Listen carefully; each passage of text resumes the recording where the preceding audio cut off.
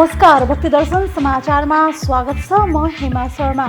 आज मिति 2079 साल वैशाख महिनाको 25 गते आइतबार नलनाम संवत्सर सूर्य उत्तरायण वसन्त ऋतु वैशाख शुक्ल पक्षको सप्तमी तिथि 13 बजेर 23 मिनटसम्म उपरान्त अष्टमी तिथि। चन्द्रमा कर्कट राशिमा 20 सम्वत 2022 मे महिनाको 8 तारिक शक सम्वत 1944 र नेपाल सम्वत 1142। आज सूर्योदय बिहान 5 बजेर 22 मिनटमा र सूर्यास्त साँझ 6 बजेर 40 मिनटमा। सर्वप्रथम अहिलेसम्मका प्रमुख समाचार। आज आइतबार भगवान सूर्यको उपासनाका साथै भैरवको पनि पूजा तथा उपासना गर्ने चलन। भगवान शिवको रौद्र रूप मानेको भैरवको उपासना पूजाले रोग भय सङ्कट र दुःख हरण हुने धार्मिक विश्वास। काल भैरवको पूजा आराधनाले नकारात्मक ऊर्जा, जादु, टुनामुना, भूतप्रेत लगायतको भयबाट बच्नुका साथै भक्त निर्भय हुने मान्यता। अमेरिकाको एक विश्वविद्यालयमा रहेको नेपालको पुरातात्विक सम्पदा नेपाल फर्काइने, मूर्ति फर्काउने सहमतिमा दुवै पक्ष बीच हस्ताक्षर।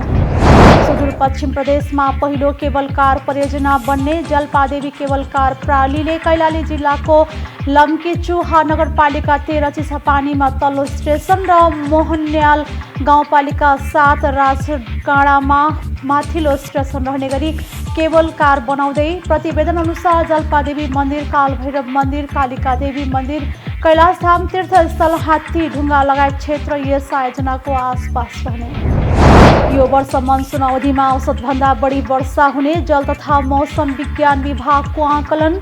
विपदको सूचना दिनलाई आफ्नो क्षेत्रको कार्ययोजना बनाउन आग्रह। देशका सौन्दर्य र पहिचानका रूपमा रहेका नेपालका सेता हिमालहरूमा फोहोर थुप्रिन थालेपछि नेपाली सेनाद्वारा सरसफाई। जैविक विविधता तथा पर्यावरण संरक्षण गर्ने उद्देश्य अनुरूप नेपाली सेनाको अगुवाईमा सञ्चालन भइरहेको सफा हिमाल अभियान 2022 अन्तर्गत सरसफाई अभियानमा खटिएका नेपाली सेना तथा सेवा प्रदायकका टोलीहरूद्वारा सगरमाथा, लोसे, कञ्चनजङ्घा र मनासलु गरी 4वटा हिमालहरूमा सरसफाई।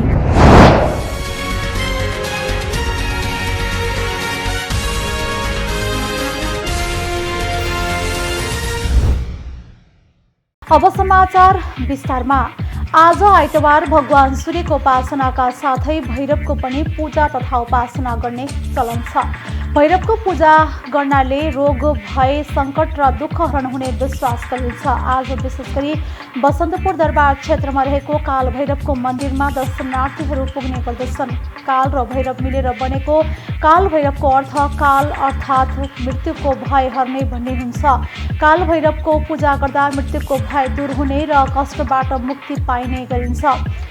काल भैरव भगवान शिवको रौद्र रूप मानिन्छ। भगवान शिव भैरव रूपमा प्रकट भएको अद्भुत कथा रहेको छ, जस अनुसार एकपटक देवताले ब्रह्मालाई यस चराचर जगतका अविनाशी तत्त्व को हुनुहुन्छ, जसको आदि तथा अन्त कसैलाई थाहा छैन भन्ने प्रश्न गर्दा यस प्रश्नमा ब्रह्माले सृष्टिको सृजना आफूले गरेको हुनाले ब्रह्मा बिनाको संसारको कल्पना गर्न नसकिने भन्दै जगतको अविनाशी तत्त्व आफू भएको बताउनुहुन्छ। देवताले यही प्रश्न भगवान विष्णुलाई पनि गर्दछन्। विष्णुले पनि यस चराचर जगतको भरण पोषण तथा पालन गर्ने भएकाले अविनाशी तत्त्व आफू भएको बताउनुहुन्छ। यस विषयमा अन्यलमा परेका देवताले सत्यता बुझ्न चारै वेदलाई बोलाउँछन्। चारै वेदले एकै स्वरमा, जसको भित्र पुरा चराचर जगत छ, जसमा भूत भविष्य र वर्तमान सम्मिलित भएको छ, जसको कुनै आदि अन्त छैन, जो अजन्म छ, जो जीवन मरण सुख दुःखबाट पर छ। देवता दानव जसको समान रूपले पूजा गर्छन्, उहाँ अविनाशी भगवान रुद्र रूप हुनुहुन्छ भन्छन्। वेदद्वारा शिवको बारेमा यस्तो वाणी सुनेपछि ब्रह्माको 5औं मुखले शिवका विषयमा केही अपमानजनक शब्द बोल्न पुग्छन्। यो सुनेर चारै वेद अति दुखी बन्छन्। सोही समयमा दिव्यज्योति रूपमा भगवान रुद्र प्रकट हुनुहुन्छ। ब्रह्माले रुद्र, मेरो शरीरबाट पैदा भएका हौ, अधिक रोदनका कारण मैले तिम्रो नाम रुद्र राखेको हुँ, अतः तिमी मेरो सेवामा आऊ भनेपछि ब्रह्माको यस आचरणप्रति शिव भगवान क्रोधमा आउनुहुन्छ र उहाँले भैरव नामक शक्ति उत्पन्न गरी ब्रह्मामा शासन गर्न आदेश दिनुहुन्छ। दिव्य शक्ति सम्पन्न भैरवले आफ्नो बायाँ हातको कान्छे औँलाले नङले शिवप्रतिको अपमानजनक शब्द भन्ने ब्रह्माको 5औं शिर काटिदिनुहुन्छ र परिणामस्वरूप भैरवलाई ब्रह्म हत्याको पाप लाग्छ। शिवको आदेशमा भैरव काशी प्रस्थान गरेर ब्रह्म हत्याबाट मुक्ति पाउँछन् र पछि रुद्रले भैरवलाई काशीको कोतवाल नियुक्त गर्नुहुन्छ। आज पनि काशीको कोतवालको रूपमा भैरवको पूजा गरिन्छ। भैरवको दर्शन बिना विश्वनाथ दर्शन अधुरो मानिन्छ। भगवान शिवको क्रोधाग्निको विग्रह रूप मानिने काल भैरवको प्राकट्य पर्व विशेष गरी मङ्सिर महिनाको कृष्ण पक्षको अष्टमीमा मनाउने गरिन्छ। उक्त दिन मध्याह्नमा भगवान शिवको अंशका रूपमा उत्पत्ति भएका भैरव शिवको 5 अवतार मानिन्छ। भैरवको पनि विभिन्न नाम अनि स्वरूप रहेका छन्। विभिन्न भैरवको आफ्नै विशेषता रहेका छन्, जसमध्ये बटुक भैरवले भक्तलाई निर्भयता प्रदान गर्ने र काल भैरवले आपराधिक प्रवृत्तिमा नियन्त्रण गर्ने भयङ्कर दण्डनायक मानिन्छ। भैरवको पूजा आराधना गर्नाले नकारात्मक ऊर्जा, जादु, टुनामुना, भूत प्रेत लगायतको भयबाट बचाउने बताइएको छ। काल भैरवको पूजा गर्नाले मात्र पनि भय आफै डराएर भाग्ने गर्दछ। काल भैरव आफैमा भयलाई समेत भयभीत गर्ने क्षमता राख्ने बताइएको छ।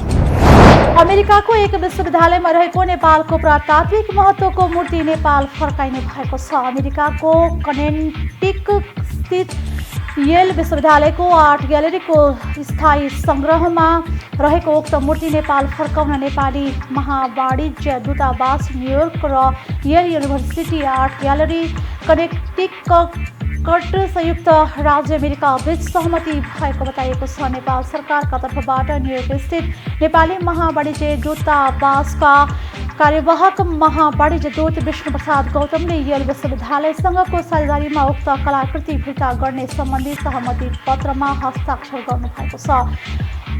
आर्गिलाइट ढुङ्गाबाट 10औं शताब्दीतिर बनेको उक्त मूर्ति येल विश्वविद्यालयमा एक दाता मार्फत सन् 2015मा पुगेको हो। नेपालको पुरातत्व विभाग र येल विश्वविद्यालय कला सङ्ग्रहबाट 2021मा गरिएका छुट्टै अनुसन्धानबाट यो मूर्ति 2032 सालसम्म भक्तपुर नगरपालिका गोलमडी टोल स्थित वीरभद्रेश्वर महादेव मन्दिरभित्र रहेको पत्ता लगाइसकेको छ।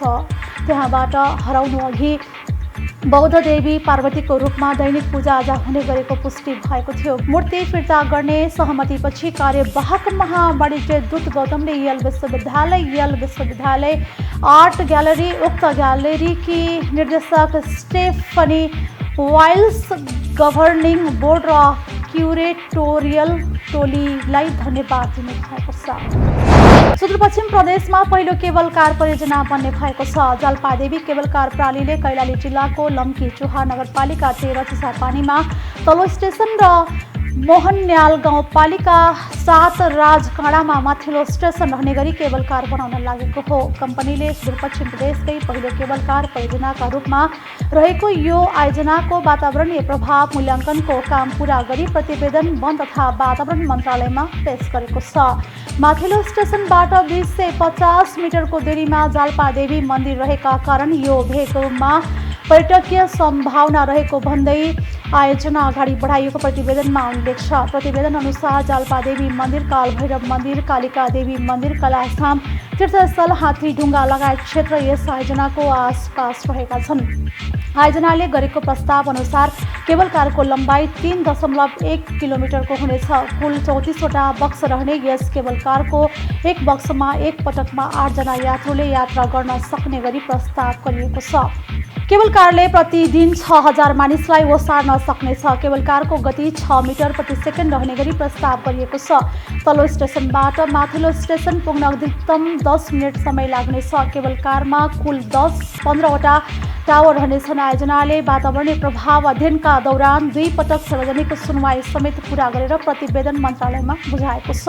आयोजनाको निर्माण अवधि 3 वर्ष तोकिएको छ। कुल 14.91 हेक्टर जमिनमा आयोजना बन्ने भएको छ। केबल कार परियोजना सञ्चालनमा आएपछि होटलमा 250 र केबल कारमा 90 जनाले रोजगारी पाउने आयोजनाको अनुमान छ। देशका सौन्दर्य र पहिचानका रूपमा रहेका नेपालका सेता हिमालहरूमा फोहोर थुप्रिन थालेपछि नेपाली सेनाले सरसफाई सुरु गरेको छ।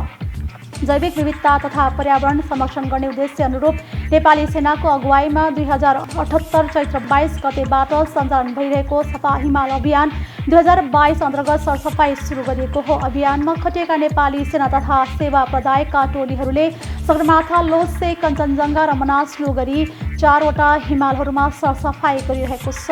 एक रिपोर्ट। देशका सौन्दर्य र पहिचानका रूपमा रहेका नेपालका सेता हिमालहरूमा फोहोर थुप्रिन थालेपछि नेपाली सेनाले सरसफाई सुरु गरेको छ। जैविक विविधता तथा पर्यावरण संरक्षण गर्ने उद्देश्य अनुरूप नेपाली सेनाको अगुवाईमा 2078 चैत्र 22 गतेबाट सञ्चालन भइरहेको सफा हिमाल अभियान 2022 अन्तर्गत सरसफाई सुरु गरिएको हो। अभियानमा खटिएका नेपाली सेना तथा सेवा प्रदायकका टोलीहरूले सगरमाथा, लोसे, कञ्चनजङ्घा र मनासलु गरी 4वटा हिमालहरूमा सरसफाई गरिरहेको छ। अभियान मार्फत टोलीले सगरमाथा र लोसे हिमालबाट कुहिने र नकुहिने फोहोर गरी 4968 केजी र कञ्चनजङ्घा हिमालबाट 5949 केजी फोहोर सङ्कलन गरिएको छ। त्यसै मनासलु हिमालबाट 2864 केजी गरी हालसम्म 13781 केजी फोहोर सङ्कलन गरिएको नेपाली सेनाले जनाएको छ। हिमाल सफाई अभियान निरन्तर अघि बढाइने नेपाली सेनाले जानकारी गराएको छ। यो वर्ष औसतभन्दा बढी वर्षा हुने आकलन गरिएको छ। काठमाडौँमा आयोजित मनसुन सिजनको हावापानी आकलन कार्यक्रममा जल तथा मौसम विज्ञान विभागले यस वर्ष औसतभन्दा बढी वर्षा हुने आकलन गरिएको जनाएको हो। एक रिपोर्ट। विभागको आकलन अनुसार जेष्ठ 18 गतेदेखि असोज 14 गतेसम्म 4 महिनाको मनसुन अवधिमा सरदरभन्दा बढी वर्षा हुनेछ। प्रदेश 1 का तराई भूभाग, बागमती प्रदेशका उत्तर पूर्वी भूभाग, गण्डकी प्रदेशका दक्षिणी भूभाग, लुम्बिनी प्रदेश, कर्णाली प्रदेशका उत्तर पश्चिमी भूभाग तथा सुदूरपश्चिम प्रदेशका उत्तरी भूभागहरूमा सरदरभन्दा बढी वर्षा हुने सम्भावना रहेको विभागले जनाएको छ। अब आउने मनसुन सिजनमा यो वर्षाको आकलनमा नर्मलदेखि एबोभ नर्मल प्रेसिपिटेसन हामीले आकलन गरेका छौँ। प्रदेश नम्बर 1 का उत्तरी भूभाग, मध्य प्रदेश र बागमती प्रदेशका दक्षिणी भूभागहरूमा चाहिँ सरदर वर्षा हुने अनुमान गरिएको छ भने बाँकी स्थानहरूमा चाहिँ एबोभ नर्मल रेनफल हुने आकलन गरिएको छ। यो आकलन चाहिँ एबोभ नर्मल हुने प्रतिशत चाहिँ 35 देखि 65% एबोभ नर्मल हुन सक्नेछ भन्ने आकलन छ। अधिकतम तापक्रमको सम्भावनाको हकमा हरियो रङ लागेका स्थानहरू यो धेरै जसो उत्तरी देशका उत्तरी भूभाग र मध्य प्रदेशका भूभागहरूमा सरदर हुने सम्भावना 35 देखि 45%, 55% रहेको छ भने बाँकी भूभागहरूमा सरदरभन्दा कम अधिकतम तापक्रम रहने सम्भावना 35 देखि 55% रहेको छ। त्यसै गरी न्यूनतम तापक्रमको हकमा देशका उत्तरी भूभागहरूमा सरदरभन्दा बढी न्यूनतम तापक्रम हुने सम्भावना 35 देखि 55% रहेको छ भने बाँकी भूभागहरू दक्षिणी भूभागहरूमा सरदर हुने सम्भावना 35 देखि 55% रहेको छ। यो दक्षिण एसियाली मनसुन आकलन मञ्चले तयार गरेको साझा आउटलुक हो। सास्कको प्रेसिपिटेसन आउटलुक अनुसार नेपालभरि लगभग सबै क्षेत्रहरूमा अधिक सरदरभन्दा बढी वर्षा एबोभ नर्मल रेनफल हुने आकलन गरिएको छ। त्यस्तै जल तथा मौसम विज्ञान विभागकी उपमहानिर्देशक डाक्टर अर्चना श्रेष्ठले यो वर्ष पनि सरदरभन्दा बढी वर्षा हुने सम्भावना रहेको बेलामा सचेत रहन आग्रह गर्नुभएको छ। उहाँले मौसम तथा बाढी पूर्वानुमानको सूचना दिने आफ्नो क्षेत्रको कार्ययोजना बनाउन पनि सम्बन्धित निकायसँग आग्रह गर्नुभएको छ। जति पूर्वानुमान गरेको समय नजिक हुन्छ त्यति नै पूर्वानुमानको विश्वसनीयता धेरै हुन्छ। एक हप्ताभन्दा लामो समयको मौसम पूर्वानुमानमा विश्वसनीयता कम हुँदै जान्छ। तर यसो भनिरहँदा विभिन्न डाइनामिकल, कन्सेप्चुअल र स्ट्याटिस्टिकल विधिहरू प्रयोग गरेर हाल विश्वव्यापी रूपमा सिजन तथा सिजनभन्दा लामो अवधिको जलवायु प्रक्षेपण प्रयोग गरिरहेको छ। गत वर्षको मनसुनको सुरुवातीदेखि नै सक्रिय भई मनाङ र मेलम्चीको घटना पनि भारी वर्षाको कारण भएको थियो। त्यसै गरी कार्तिकमा परेको भारी वर्षाको कारण भित्रमा चित बारेको धान बालीको पनि ठुलै क्षति पुर्याएको थियो। त्यसैले यस वर्ष पनि हामी बेलैमा सचेत भई जलवायु आकलन, मौसम तथा बाढी पूर्वानुमानको सूचना हेरी आफ्नो क्षेत्रको कार्ययोजना बनाउन अनुरोध गर्दछु। त्यस्तै वरिष्ठ मौसमविद डाक्टर इन्दिरा कणेलले नेपालमा मौसम पूर्वानुमान गर्ने छुट्टै अनुसन्धान केन्द्र नहुँदा समस्या भइरहेको गुनासो गर्नु भएको छ। उहाँले विभागमा अनुसन्धानका लागि स्किल ह्युमेन रिसर्चहरूको आवश्यक रहेको बताउनु भएको छ। जापान मेट्रोलोजिकल डिपार्टमेन्टको हेर्ने हो भने उनीहरूको आफ्नै रिसर्च इन्स्टिच्युटहरू छ र डिएचएमसँग अहिले पनि कुनै पनि यस्तो खालको रिसर्च गर्ने छुट्टै निकाय छैन जसले चाहिँ मोडलहरू डेभलप गर्छ र यो अपरेसनल एजेन्सीलाई दिन्छ। त्यस्तो खालको निकाय हामीहरूले चाहिँ नभएकोले चाहिँ हाम्रो मोडल फोरकास्टहरूमा चाहिँ अलिकति च्यालेन्जेस हामी फेस गरिरहेका छौँ। त्यस्तै गरी हाम्रो देशको टोपोग्राफी पनि अलिकति च्यालेन्जिङ छ ताकि हामीले बाहिर डेभलप भएको मोडल हाम्रोमा ल्याएर सबै प्रयोग गरौँ भन्नु मिल्दैन। त्यहाँ चाहिँ यो टोपोग्राफीले चाहिँ विन्ड सर्कुलेसनहरू बिगार्ने र विन्ड सर्कुलेसनले नै यो क्लाइमेट सिस्टमहरू ड्राइभ गर्ने हुन्छ होइन।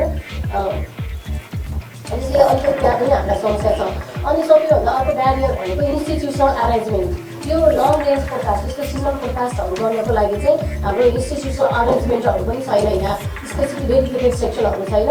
अनि यो चाहिँ अलिकति भिजुअल बेसिसमा चलिरहेको हो भने लास्ट इयरदेखि चाहिँ क्लाइमेट सेक्सनले नै हेर्नु भनेर कुराहरू भइरहेको मात्रै छ। त्यसैले हामीले एउटा डेडिकेटेड युनिट पनि खडा गर्नुपर्ने देखिन्छ। आगामी मनसुन सिजनमा प्रदेश एकका केही स्थान, मध्य प्रदेशको अधिकांश भूभाग र बागमती प्रदेशका दक्षिणी भूभागहरूमा सरदर वर्षा हुने बताइएको छ।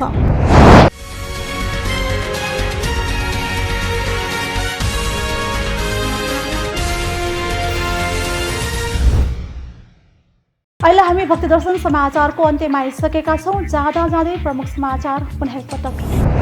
आज आइतबार भगवान सूर्यको उपासनाका साथै भैरवको पनि पूजा तथा उपासना गर्ने चलन। भगवान शिवको रौद्र रूप मानेको भैरवको उपासना पूजाले रोग भय सङ्कट र दुःख हरण हुने धार्मिक विश्वास।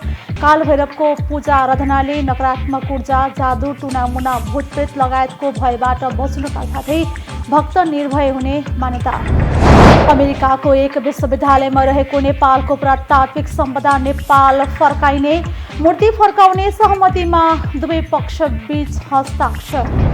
सुदूरपश्चिम प्रदेशमा पहिलो केबल कार परियोजना बन्ने, जलपादेवी केबल कार प्रणालीले कैलाली जिल्लाको लम्कीचुहा नगरपालिका 13 चिसापानीमा तल्लो स्टेसन र मोहनन्याल गाउँपालिका 7 राजगाडामा माथिल्लो स्टेसन रहने गरी केबल कार बनाउँदै। प्रतिवेदन अनुसार जलपादेवी मन्दिर, कालभैरव मन्दिर, कालिका देवी मन्दिर, कैलाशधाम तीर्थस्थल, हात्ती ढुङ्गा लगायत क्षेत्र यस आयोजनाको आसपास रहने।